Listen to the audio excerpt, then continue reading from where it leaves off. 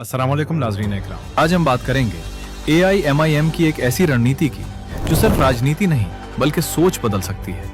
दोस्तों, AIMIM ने एक बार फिर साबित कर दिया है कि वो सिर्फ चुनाव लड़ने वाली पार्टी नहीं बल्कि मुसलमानों की ताकत बढ़ाने वाली पार्टी है। कुछ लोग इसे कहते हैं दोहरी नीति, लेकिन हम इसे कहते हैं रणनीतिक चतुराई।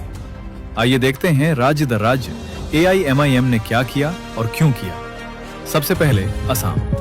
यहाँ AIMIM ने खुद चुनाव नहीं लड़ा बल्कि बदरुद्दीन अजमल साहब की पार्टी AIUDF को पूरा समर्थन दिया। क्यों? क्योंकि असम में मुसलमानों की सबसे बड़ी ताकत AIUDF है। AIMIM ने साफ कहा, हम वोट बांटने नहीं आए, हम ताकत बढ़ाने आए हैं। नतीजा, मुसलमानों का वोट एकजुट रहेगा। बीजेपी तो हारेगी ही, साथ मुसलमान खुद मजबूत होगा। अब बात करते हैं केरल की। यहाँ AIMIM ने मुस्लिम लीग के गठबंधन को पूरा समर्थन दिया। क्यों? क्योंकि केरल में मुस्लिम लीग दशकों से मुसलमानों की आवाज है। AIMIM ने कहना है, जहां मजबूत पार्टी है वहां मुस्लिम ताकत बढ़ाओ, तोड़ो मत। अब आते हैं तमिलनाडु। यहां AIMIM ने DMK यानी MK स्टालिन की पार्टी को समर्थन दिया। क्यों? क्योंकि DMK मुसलमानों के साथ पुराना और मजबूत रिश्ता रखती है।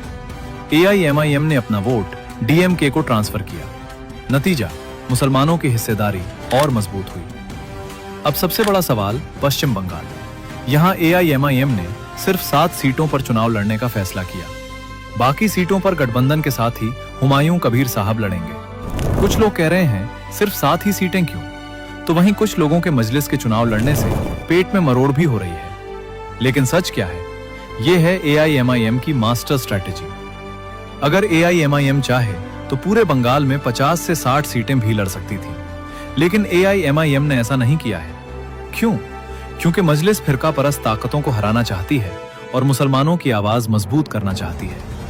इसलिए AIMIM ने चुनी सिर्फ वही 7 सीटें जहां मुसलमानों की अच्छी आबादी है और पार्टी का संगठन मजबूत है और जहां वोट बंटने का खतरा कम है।